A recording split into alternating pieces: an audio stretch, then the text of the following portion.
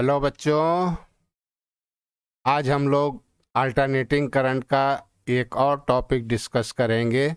चोक coil. ये choke coil क्या चीज़ होती है और कैसे काम करती है।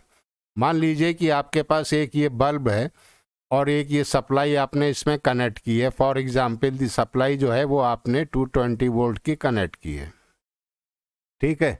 लेकिन ये बल्ब जो है फॉर एग्जांपल ये 100 वोल्ट का है। तब क्या होगा, ये बल्ब जो है वो जल जाएगा, इसका फिलामेंट जल जाएगा। हमको चाहिए इसके क्रॉस वोल्टेज कितना, 100। तो हम एक काम ये कर सकते हैं कि इसके सीरीज में एक रेजिस्टेंस आर लगा दें, तो यहाँ पे वोल्टेज ड्रॉप हो जाएगा, यहाँ पे वोल्टेज ड्रॉप हो जाएगा।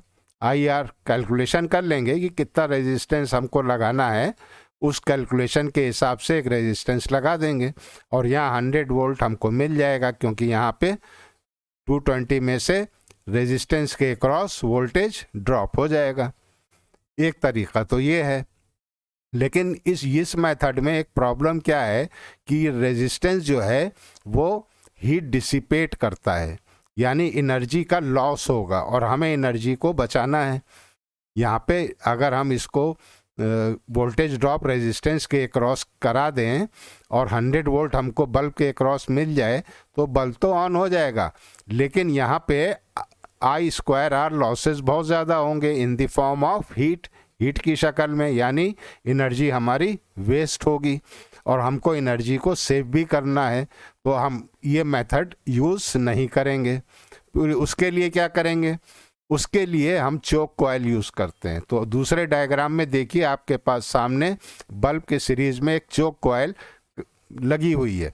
ये चोक कॉइल कैसे बनी होती है, देखिए ये लाइनें बनी हैं छोटी छोटी, ये लैमिनेटेड कोर है, ठीक है। ये लैमिनेटेड आयरन कोर है और इसके ऊपर बहुत सारे नंबर ऑफ टर्न्स जो हैं वायर के कनेक्ट लगा दिए हैं, ठीक है। कॉइल जो है वो ये इसके ऊपर एक नंबर ऑफ टर्न्स जो हैं वो लपेट दिए हैं और इसको एसी सप्लाई से कनेक्ट कर दिया है।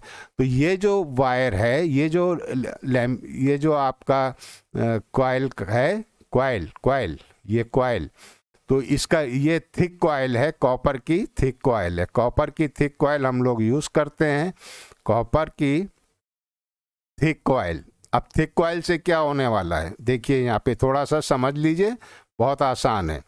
थिक कॉइल में यानी हमको रेजिस्टेंस की वैल्यू कम करनी है, तो रेजिस्टेंस किसके बराबर होता है, रेजिस्टेंस बराबर होता है रो एल अपॉन ए। ये हम लोग पढ़ चुके हैं।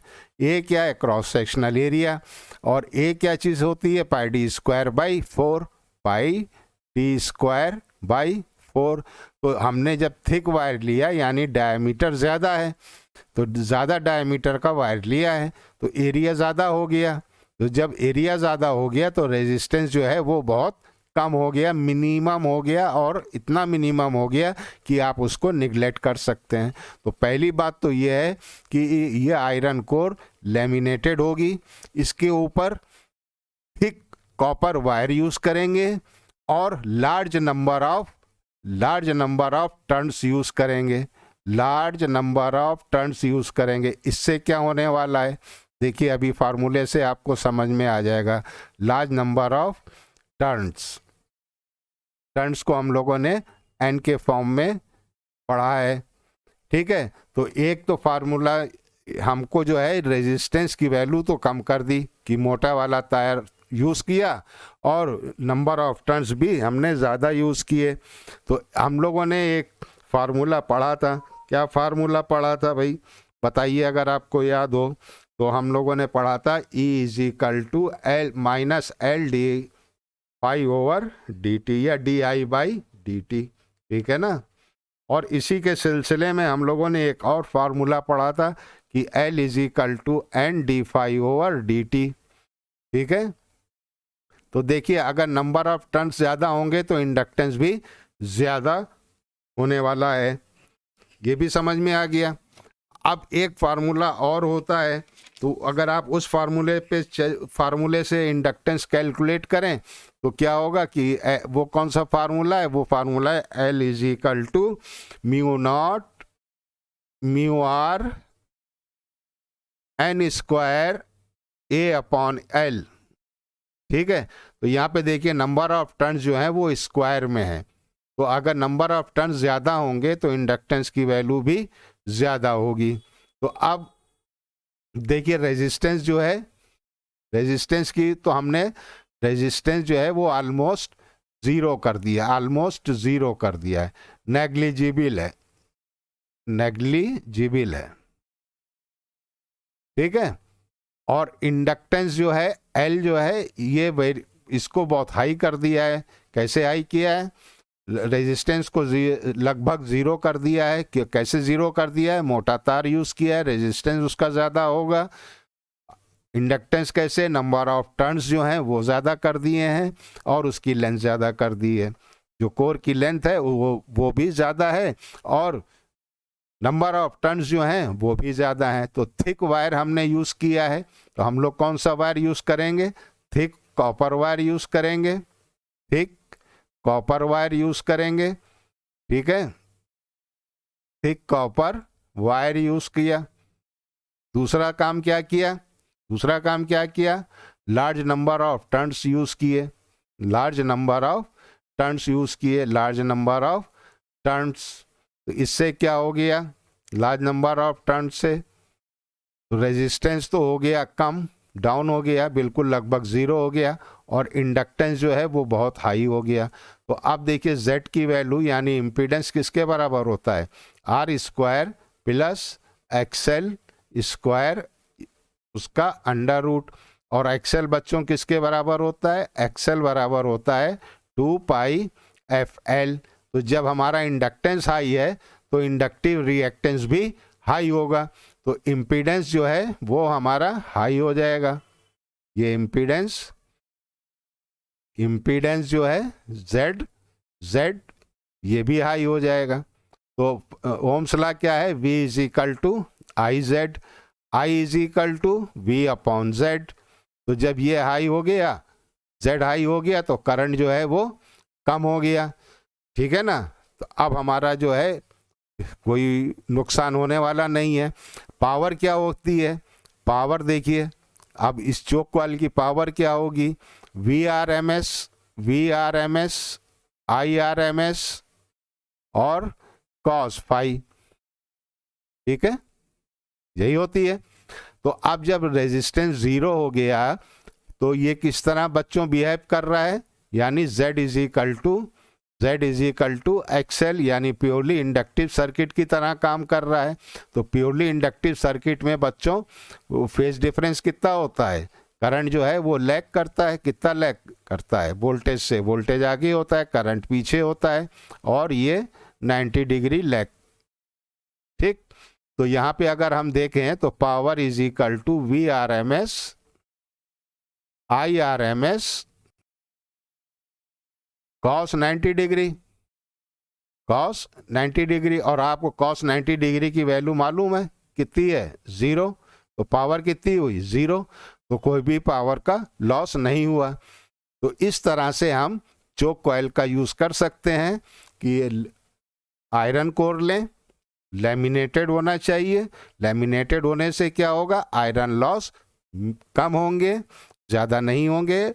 इसलिए हम लोग जो है आयरन लॉस कम करने के लिए लैमिनेटेड कोर का इस्तेमाल करते हैं। दूसरी चीज़, थिक कॉपर वायर यूज़ करते हैं। थिक कॉपर वायर यूज़ करने के लिए किस मकसद से यूज़ करते हैं? ताकि उसका रेजिस्टेंस की वैल्यू कम हो जाए या नेग्लिजिबल हो जाए। इंडक्टेंस को हाई करने के लिए नंबर ऑफ टर्न्स हम लोग ज़्यादा उसमें इस्तेमाल करते हैं। तो हमने देखा कि जब हमने नंबर ऑफ टर्न्स बहुत ज़्यादा कॉइल बनाया तो उसमें जो है वो प्योरली इंडक्टिव सर्किट की तरह काम कर रहा है। तो दोनों के बीच में फेज डिफरेंस 90 डिग्री का होता है, तो हमारी पावर लॉस भी कुछ नहीं हुई। ठीक है, तो बच्चों ये तो हो गई आइडियल कंडीशन, लेकिन एक्चुअल ऐसा होता नहीं है। कुछ ना कुछ तो वायर में रेजिस्टेंस की वैल्यू रहती है। जब वायर में रेजिस्टेंस की वैल्यू रहेगी तो कुछ ना कुछ तो लॉस होना ही है। लेकिन वो लॉस बिल्कुल नेग्लिजिबल स्मॉल होता है।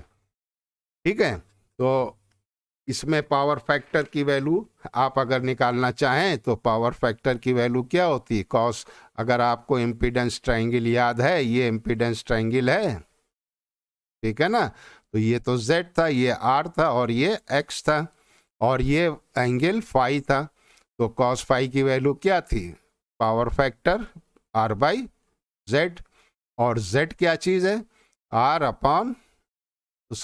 Upon under root R² plus XL²।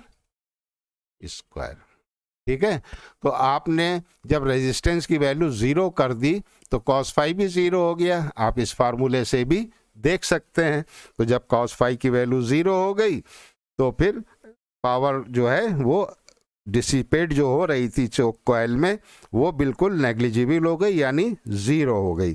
इसलिए इसको जो है फ्लोरेसेंट लैंप में यूज़ करते हैं। फ्लोरेसेंट लैंप समझते हैं ना आप लोग, जिसको हम लोग ट्यूबलाइट कहते हैं, घरों में जो ट्यूबलाइट होती है उसमें ये चोक कॉइल यूज़ होती है। तो जो चोक है उसका रेजिस्टेंस एग्जैक्टली 0 नहीं होता है, इसलिए जो है उसमें कुछ ना कुछ एनर्जी लॉस होती है in the form of heat के फॉर्म में कुछ ना कुछ एनर्जी लॉस होती है।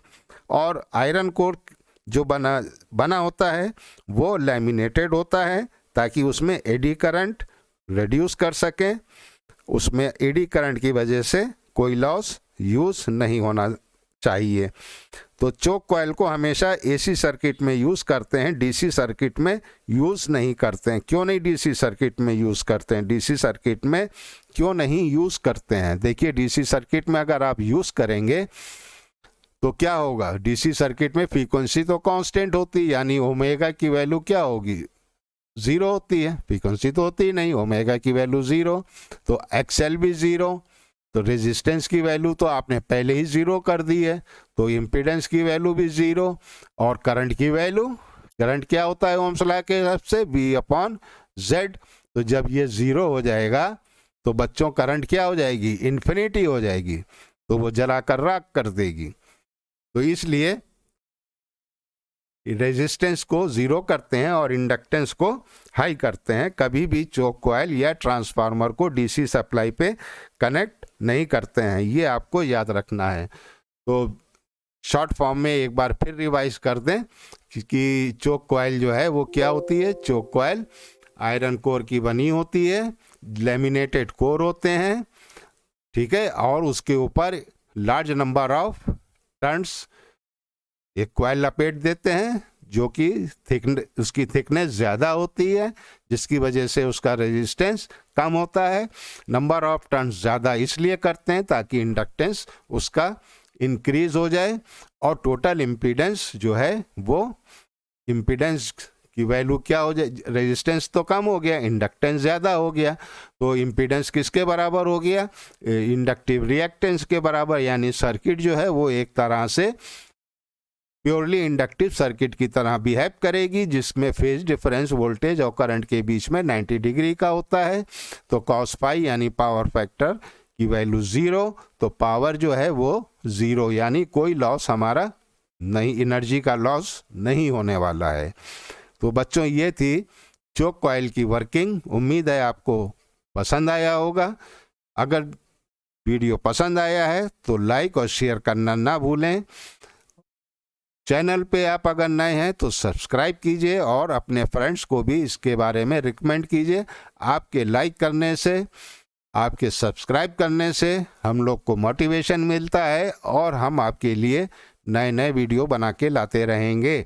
अगर आपको कोई प्रॉब्लम है, कोई डिफ़िकल्टी है, कुछ पूछना चाहते हैं तो कमेंट बॉक्स में अपने ज़रूर कमेंट्स लिखिए और ये भी लिखिए कि वीडियो अच्छा लगा या नहीं लगा। अगर अच्छा लगा तो क्यों अच्छा लगा, और अगर ख़राब लगा तो उसमें क्या कमी रह गई, ताकि अगले वीडियो में उसको दूर किया जा सके। Thank you very much, take care yourself.